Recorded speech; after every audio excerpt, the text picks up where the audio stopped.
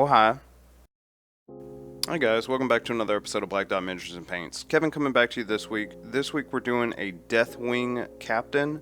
He's from the Dark Angels army. I got this at the same time from the same buddy who was doing the Primaris captain. So we had one that was green armor, this one's going to be tan armor. So coming through with an all over coat of Zandri Dust, just making sure we hit all the nooks, crannies. He was kind of a weird color to start with. I thought it might work, but I don't think so. We're just going to, when you do yours, hit it with all over Zandri. Then we're coming through from straight out the pot, Screaming Skull. We're just hitting this with a top down. We're leaving some of the darker recesses on the undersides of the armor panel, stuff like that, to where it still has a darker area to go to. But for the most part, we're just leaving this with a nice Screaming Skull color as our all-over coat. This is synonymous with the Deathwing company and what you're typically going to see. Next we come through with the gloss varnish. The reason why I'm doing the gloss varnish is A, I want to protect these airbrush coats. That stuff can be really thin. It can really mess up easy if you sit there and touch it. Thing number two is we're going to come through with a Serephin Sepia wash. And we just want this to have as low surface tension as possible. That way it flows into the recesses real nice. So you don't have to do the gloss varnish step if you don't want to. I would recommend it, but dealer's choice. Next we're coming through with a wash of Serephin Sepia. We just do an all over wash on this guy. We try and make sure that we watch where it pools, especially under the iconography on the shoulders. It can be a little bit tempting for it to pool up, so pay attention to that. Beyond that, we're just going through, making sure this wash gets in all the recesses and we don't have any big lumps where it's going to pool, coffee stain, anything like that.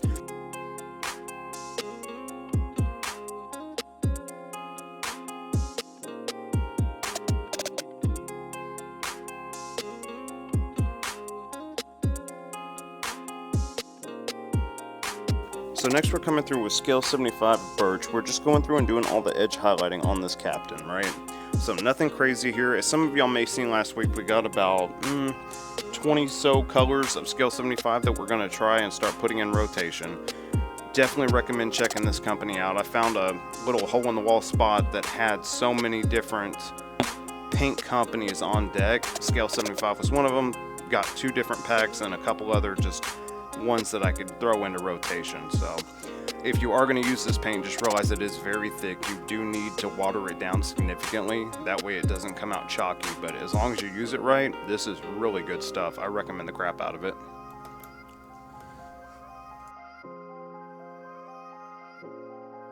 So to make this guy start looking like a Dark Angel, we come through with Caliban Green for all of his robes. That's really the only green on this model. There's a couple details here and there on the Power Fist if you want to do them. But for the most part, we're just going through, knocking out the cloak, making sure that all of that has a nice saturation. I was working relatively thin here, so we did require 2 coats to go over this nice tan color. So just keep that in mind.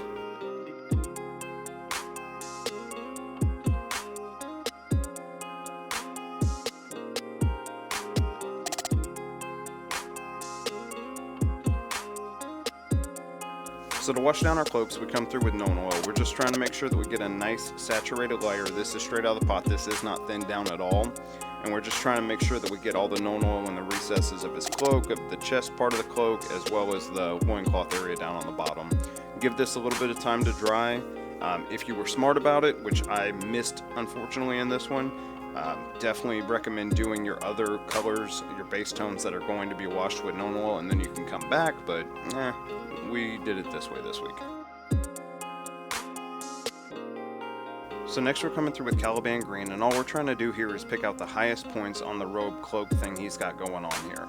We're just trying to make sure that that wash stays in the deepest part of the recesses, and we'll just gradually highlight up towards the tops of the folds to make sure that it gets a nice saturation, nice little bit of contrast to it, and it really just pops when you look at it. So be careful here working around the tan armor that we already established.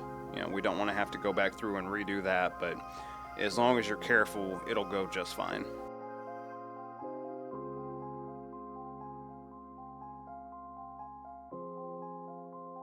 So another color of the scale 75 range that I picked up was this Black Forest Green. It's a little bit brighter than Caliban Green. Originally I was going to replace my Caliban Green with it. Unfortunately a little bit too bright. However, we certainly can take advantage of that. So we're just going in the areas where we brought it back up to the original Caliban Green color and just highlighting that at a smaller portion. So if we had the whole thing Caliban Green, we're maybe doing 80% of that highlighted section with the black forest green. So just, again, be careful, work around the model, try not to jack up any of your tan. To keep highlighting this dude up, we come through with a 1-to-1 of Black Forest Green and Warpstone Glow. Again, we're just working at a smaller portion than what we had previously done. It's all extremely easy to get to, you just have to be careful, have good brush control, brace yourself where you need to. We're just picking out the highest parts of this robe, again causing contrast in it. While we're sitting here looking at this, I just want to thank y'all all for watching week after week. We're up to 232 subscribers as of this video being made. That's remarkable. That's awesome. Again, I never expected to get this many subscribers coming back week after week.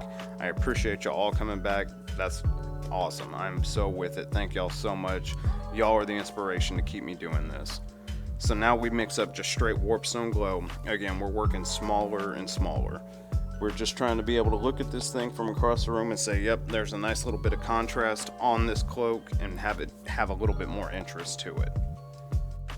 The nice thing about these scale 75 colors is as long as you thin them down properly, even though there's a difference in the actual matteness versus sheen of the GW paint, it still turns out really good. I mean, eventually we're supposed to put a nice coat on top of these anyway to make sure they're protected because we are playing with them.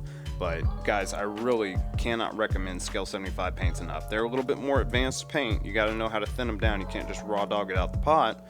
But at the same time, these are phenomenal. So now we're on to Grey Seer. We're picking out his little Terminator doodad here on his shoulder pad.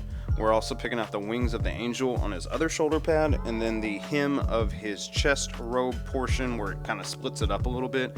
You'll see in the next slide. I actually don't show how to paint that in this portion of the video. I missed it. And we came back to it later and said, oh yeah, this is supposed to be this color.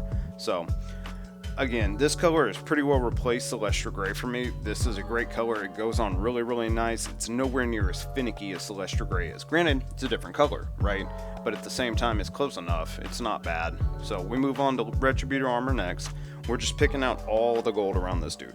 So I'm just going to go out there and say I think my love for Space Wolves is not because of the blue. I think it's actually because of the gold. It's just so enjoyable when you start putting these metallics on the models to go through and see how the metallics change them and make them just look so good. Retributer Armor has to be one of my favorite all-time colors. So take your time. There's a ton of it spread out throughout this model. Go through and just pick every bit of it out. Work carefully so you don't jack up any of your previous stuff, okay? Easy peasy.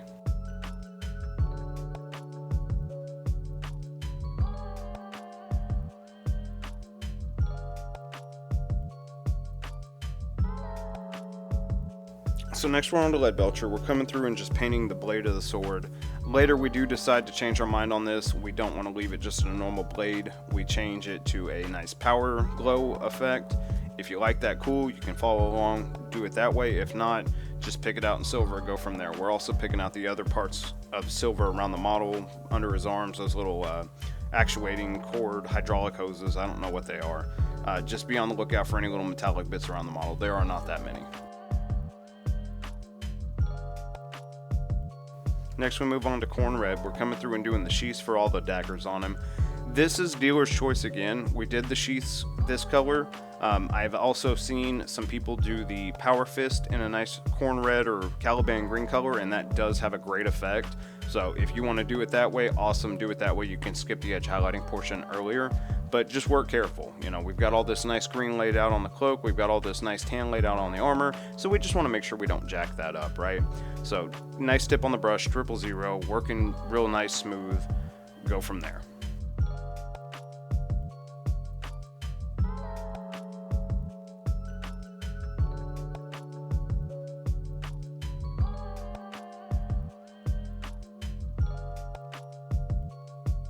So next we move on to Zandri Dust. We're just going through and picking out the purity seals on him. Again, this is going to be a little bit different. It's not going to really be too dramatic since it's a tan armor with the tan purity seal. Do the best you can. Next we move on to Nuln Oil. We're just picking out the little bits of Grey Seer on him. No big deal here. We also, while we've got this Nuln Oil out, go ahead and pick out all of the silver metallic bits throughout the model. To wash our golds, we move on to Reikland Flesh. Typical metallic gold work up here. We're just coming through and making sure we get a nice coat on here, don't have too much pooling in the recesses. Later we're going to come through, highlight this puppy up, give it its best look, but right now we're just trying to put a little bit of shade down in the recesses. To wash the parchment and Zandri Dust stuff we laid down earlier, we're just coming through with Agrax Earthshade. Again, pretty basic stuff. We lay down our base color, come through with a wash. We're going to add some highlight steps on there and go from there.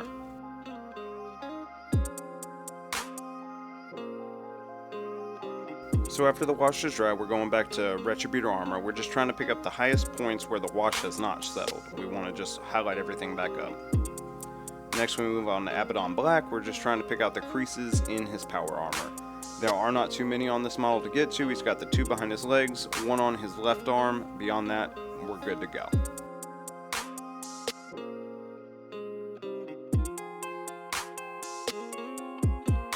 After the Agrax Earthshade dried, we're coming back through with Zandri Dust. All we're trying to do here is return it to its original color and avoid the areas that are the deepest recesses that the wash settled. So again, this is all painting 101. We've seen this a million times. We're just trying to restore this before we start highlighting it back up to the next color.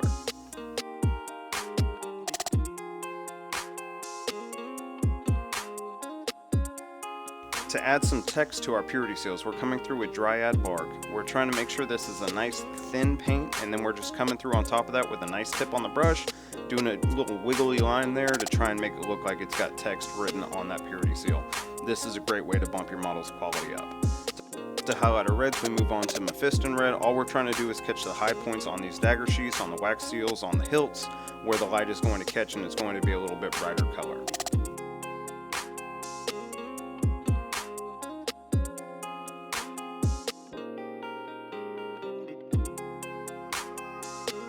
The final color in our reds is to come through with Wild Rider Red. We're just trying to hit the highest points where all these highlights will be. So on the hilt of his sword here, no big deal.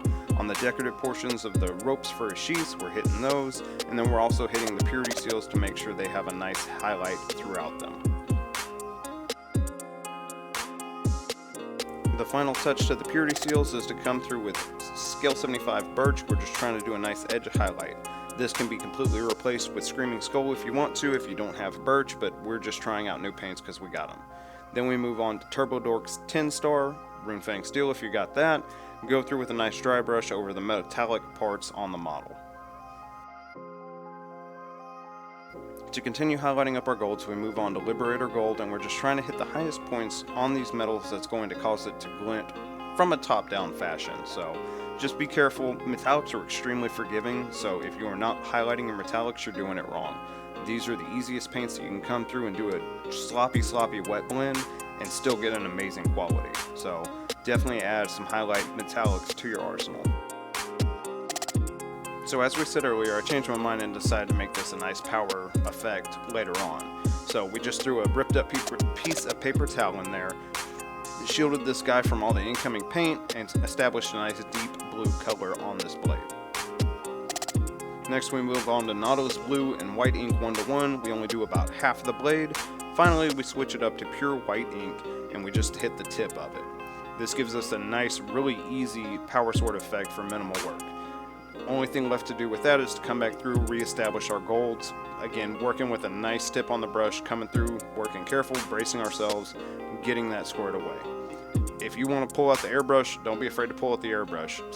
Cling wrap and paper towels and index cards are your best friend.